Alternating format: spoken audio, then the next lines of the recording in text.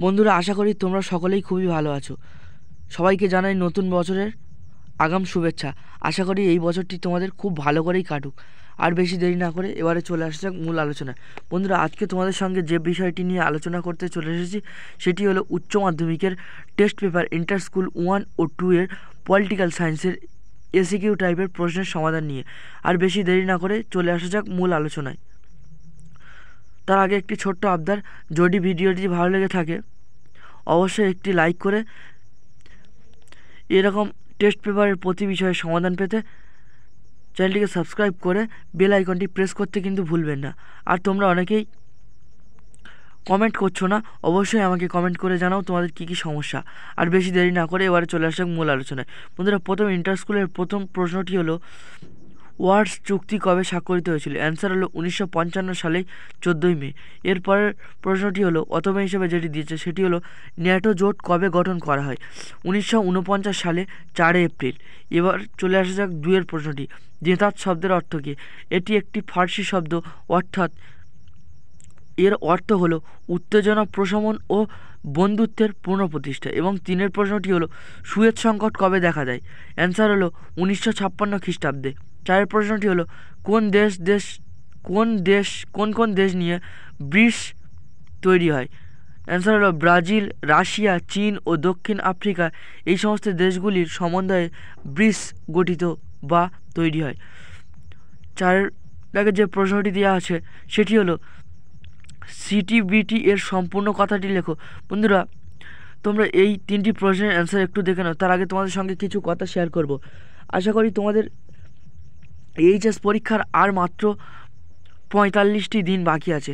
আশা করি এই 45টি দিন তোমরা খুব ভালো করে প্রতি বিষয়ের এমসিকিউ ও এসিকিউ সমস্ত প্রশ্ন রেডি করবে এবং আমাদের সায়েন্টিফিক্যালি সাজেশান তোমাদের সঙ্গে শেয়ার করা আছে, ওগুলি তোমরা ভালো করে প্র্যাকটিস করো। আর তোমাদের লাস্ট মিনিট সাজেশান কিন্তু আমরা খুব তাড়াতাড়ি দেব।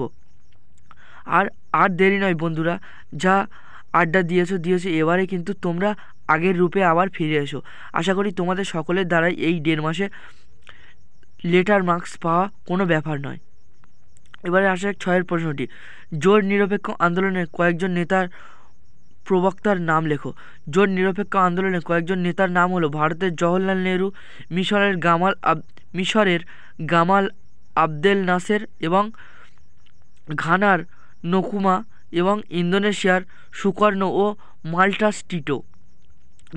টিটো। এবং 7-এর প্রশ্নটি হলো সম্মিলিত জাতিপুঞ্জের প্রতিটি রাষ্ট্রসাধারণ সভার সর্বাধিক কতজন সদস্য পাঠাতে পারে? সর্বাধিক 5 জন সদস্য পাঠাতে পারে। এবারে অথবা হিসাবে যে প্রশ্নটি দিয়েছে সেটি হলো সম্মিলিত জাতিপুঞ্জের সনদের মূল ধারার সংখ্যা কত? সম্মিলিত জাতিপুঞ্জের সনদের মোট ধারার সংখ্যা 111টি। এবং 8-এর প্রশ্নটি হলো সম্মিলিত জাতিপুঞ্জের কোন দুটি সংস্থা সনদ সংশোধনে কাজ করে? সম্মিলিত জাতিপুঞ্জের সাধারণ সভা ও নিরাপত্তা পরিষদ জাতিপুঞ্জের সনদ সংশোধনের কাজ করে। এবং অথবা হিসাবে যে প্রশ্নটি দিয়েছে সেটি হলো নিরাপত্তা পরিষদের অস্থায়ী সদস্যগণ কাদের দ্বারা নির্বাচিত হন? নিরাপত্তা পরিষদের অস্থায়ী সদস্যগণ জাতিপুঞ্জের সাধারণ সভার সদস্য দ্বারা নির্বাচিত হন। 9-এর প্রশ্নটি হলো আন্তর্জাতিক বিচারালয় বিচারকদের কার্যকালের সময়সীমা কত? আন্তর্জাতিক বিচারালয় বিচারকদের কার্যকালের সময়সীমা 9 বছর। অর্থনৈতিক ও আর্থসামাজিক পরিবেশের ইকোসস বর্তমান সদস্য সংখ্যা কত? বর্তমান সদস্য সংখ্যা 45 জন। এবং 10-এর প্রশ্নটি হলো জাতিপুঞ্জের মহাসচিব কিভাবে নির্বাচিত হন? জাতিপুঞ্জের মহাসচিব নিরাপত্তা পরিষদের সুপারিশক্রমে সাধারণ সভা কর্তৃক নির্বাচিত হন। 11-এর প্রশ্নটি হলো লোক আদালত গঠনের উদ্দেশ্য কী? প্রথমত অ্যান্সারটি হলো স্বল্প ব্যয় ও বিনা ব্যয়ে নাগরিকদের কাছে ন্যায় বিচারককে পৌঁছে দেওয়া। অথবা হিসাবে যে প্রশ্নটি দিয়েছে সেটি হলো সুপ্রিম কোর্টের বিচারপতি হওয়ার 2টি যোগ্যতা লেখো। অ্যান্সার হলো উভয় পদের দায়িত্ব পালন করার যোগ্য হওয়ার জন্য এবং একজন ব্যক্তির অবশ্যই কমপক্ষে 10 বছর আইন অনুশীলন করতে হবে। এবং দ্বিতীয়টি হলো কোনো ব্যক্তি সুপ্রিম কোর্টের বিচারক হিসাবে নিযুক্ত হতে পারেন যদি তিনি কমপক্ষে 5 বছর ধরে একটি উচ্চ আদালতের বিচারক থাকেন। বেঞ্চ থেকে নিয়োগ। এবং 12 প্রশ্নটি হলো ক্রেতা সুরক্ষা আইন কত খ্রিস্টাব্দে তৈরি হয়? অ্যান্সারটি হলো ক্রেতা সুরক্ষা আইন 1986 খ্রিস্টাব্দে তৈরি হয়। 13 প্রশ্নটি হলো ভারতের প্রথম জাতীয় জরুরি অবস্থা জারি করেন কবে? 1962 খ্রিস্টাব্দে অক্টোবর মাসে চীনের সঙ্গে ভারতের সীমান্ত নিয়ে বিরোধের সময়। এবং 8 প্রশ্নটি হলো পার্লামেন্টের উভয় কক্ষের অধিবেশনের আহ্বান করেন কে? এটি রাষ্ট্রপতি দ্বারা আহ্বান করা হয় 104 ধারা। এবং 14 প্রশ্নটি হলো কি শঙ্কু আইনসভা বা হাং পার্লামেন্ট বলতে কী বোঝো? কি শঙ্কু আইনসভা বা হাং পার্লামেন্ট বলতে বোঝায় যখন সংসদের কোনো দলের সংখ্যাগরিষ্ঠতা থাকে না। এবং 15 প্রশ্নটি হলো পশ্চিমবঙ্গের পঞ্চায়েত নির্বাচন পরিচালনার করার দায়িত্ব কারা? পশ্চিমবঙ্গের পঞ্চায়েত নির্বাচনের পরিচালনা করার দায়িত্ব রাজ্য নির্বাচন কমিশনের। এবং পঞ্চায়েত 16 প্রশ্নটি হলো গ্রাম পঞ্চায়েতের দুটি কাজ লেখো। প্রথমটি আর্থিক ও কার্যনির্বাহী প্রশাসন পরিচালনা করা ও দুয়েরটা কূপ ও নলকূপ খনন এবং রক্ষণাবেক্ষণ করা। অথবা হিসাবে যে প্রশ্নটি দিয়েছে সেটি হলো কলকাতার পৌর নিগমের সর্পাসদ মেয়রের মোট সংখ্যা কত? মোট সদস্য সংখ্যা 12 জন। এবারে চলে আসা যাক ব্রেন ইন্টার স্কুলে। প্রথমে বন্ধুরা তোমরা প্রথম প্রশ্নটি হলো স্যাল্ট এর সম্পূর্ণ রূপ কী? স্যাল্টের সম্পূর্ণ রূপ হলো স্ট্র্যাটেজি আর্মস লিমিটেশনাল 30। এবং দ্বিতীয় প্রশ্নটি হলো সুয়েজ সংকট কবে দেখা যায়? সুয়েজ সংকট 1965 খ্রিস্টাব্দে দেখা যায়। এবং বন্ধুদের এখানে একটি প্রশ্ন বাদ গিয়েছে, আমি তোমাদের পরের প্রশ্নতে ওর অ্যান্সারটি করে দেবো। এবং 3 প্রশ্নটি হলো পেরেস্ট্রোইকা কী? পেরেস্ট্রোইকা হলো পুনর্গঠন, পরিবর্তন, সংস্কার সাধন এবং বাজার অর্থনৈতিক প্রবর্তনের একটি প্রক্রিয়া যা জনগণ ও রাষ্ট্র উভয়ের উপর থেকে কমিউনিস্ট পার্টির নিয়ন্ত্রণকে হ্রাস করে। এক কথায় পেরেস্ট্রোইকা হলো অর্থনৈতিক বিকেন্দ্রীকরণ। এবং তোমাদের 4 প্রশ্নটি হলো ব্রিজ কী? ব্রিজ হলো বিশ্বের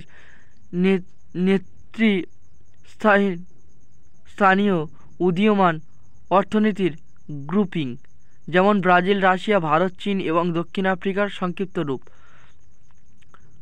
ব্রিকস নেতার শীর্ষ সম্মেলন প্রতি বছর অনুষ্ঠিত হয়।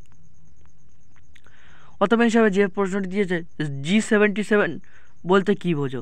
G77 হলো একটি গোষ্ঠী যে গোষ্ঠী জোট নিরপেক্ষ আন্দোলন এবং জোট নিরপেক্ষ দেশগুলিকে নিয়ে গড়ে ওঠে।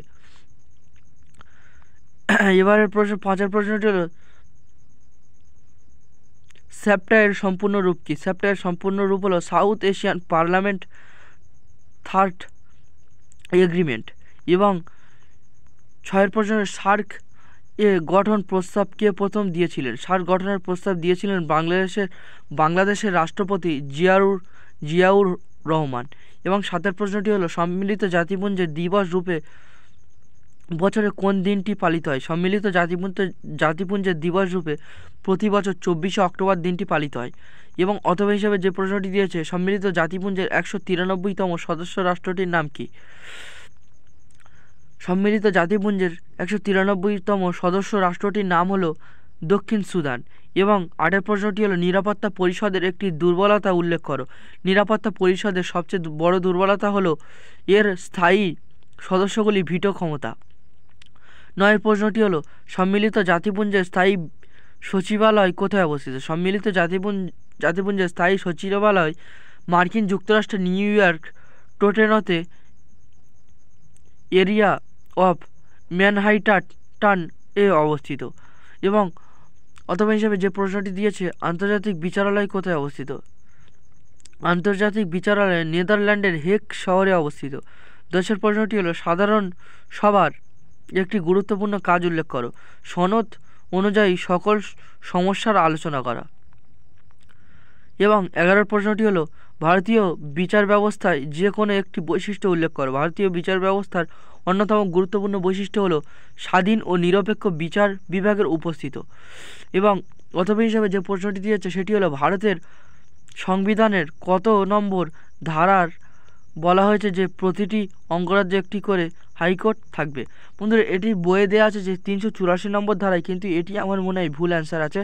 তোমাদের আমি খুব ভালো করে চর্চা করে এটি তোমাদের পরের ভিডিওতে তোমাদের সঙ্গে শেয়ার করব। এবং 12 প্রশ্নটি হলো গণ আদালতের কার্যাবলী কী? গণ আদালতের মূল কাজ হলো বাদী বিবাদী উভয় পক্ষের বক্তব্য শুনে একটা পারস্পরিক সমঝোতায় আসার চেষ্টা করা। এবং 13 প্রশ্নটি হলো ভারতের রাষ্ট্রপতি কীভাবে নির্বাচিত হন? ভারতের রাষ্ট্রপতি একক হস্তান্তরযোগ্য সমানুপাতিক প্রতিনিধিত্বের নীতির ভিত্তিতে গোপন ভোটের দ্বারা এক নির্বাচক সংস্থা কর্তৃক পরোক্ষ পদ্ধতিতে নির্বাচিত হন। এবং অথবা হিসেবে যে প্রশ্নটি দিয়েছে সেটি হলো ভারতের রাষ্ট্রপতি কোন পদ্ধতিতে পদচ্যুত হন? ভারতের রাষ্ট্রপতি ইমপিচমেন্ট পদ্ধতিতে ইমপিচমেন্ট, এটা হবে ইমপিচমেন্ট নয়, এটা ইমপিচমেন্ট পদ্ধতিতে পদচ্যুত হন। 14 প্রশ্নটি হলো জেলা পরিষদের দুটি আয়ের উৎস লেখো। জেলা পরিষদের আয়ের উৎসগুলির মধ্যে উল্লেখযোগ্য দুটি হলো জেলা পরিষদের কর্তৃক আরোপিত পথ কর এবং পূর্তকর প্রভৃতি, এবং পঞ্চায়েত সমিতি অথবা অন্য যে কোনো স্থানীয় কর্তৃপক্ষ দ্বারা আরোপিত দান ও অনুদান। 15 প্রশ্নটি হলো গ্রাম সংসদ কি? 1992 খ্রিস্টাব্দের 73তম সংবিধান সংশোধনীয় আইন অনুসারে প্রতিটি গ্রাম পঞ্চায়েতের নির্বাচনী এলাকায় সকল ভোটারদেরকে নিয়ে গ্রাম সংসদ গঠিত হয়। এবং 16 প্রশ্নটি হলো তোমাদের লাস্ট প্রশ্ন, ন্যায় পঞ্চায়েত বলতে কী বোঝো? অ্যান্সার হলো গ্রাম স্তরের ছোটোখাটো দিওয়ানি ও ফৌজদারি মামলাগুলির নিষ্পত্তির জন্য তৃণমূল পর্যায়ে গঠিত একটি স্বায়ত্তশাসিত সংস্থা হলো ন্যায় পঞ্চায়েত। গ্রাম পঞ্চায়েতের দ্বারা নির্বাচিত 5 জন সদস্যকে নিয়ে ন্যায় পঞ্চায়েত গঠিত হয়। একে ন্যায় পঞ্চায়েত বলে। এই ছিল তোমাদের এসএকিউ টাইপের প্রশ্নের ভিডিও। বন্ধুরা ভিডিওটি ভালো লেগে থাকলে অবশ্যই একটি লাইক করে এই রকম প্রতি সাবজেক্টের টেস্ট পেপারের এমসিকিউ ও এসএকিউ টাইপের প্রশ্নের সমাধান পেতে অবশ্যই আমাদের চ্যানেলটিকে সাবস্ক্রাইব করে পাশে থাকা বেল আইকনটি কিন্তু প্রেস করতে একদমই ভুলবেন না। আর তোমাদের কী কী সমস্যা আমাদের কমেন্টে জানাও। আর তোমাদের scientifically suggestion, short suggestion, last minute suggestion আমরা খুব শিগগিরই তোমাদের সঙ্গে তুলে ধরবো। তোমাদের নেক্সট ভিডিও আসতে চলেছে। তোমাদের নতুন বছরের জন্য সবাইকে বেস্ট অফ লাক।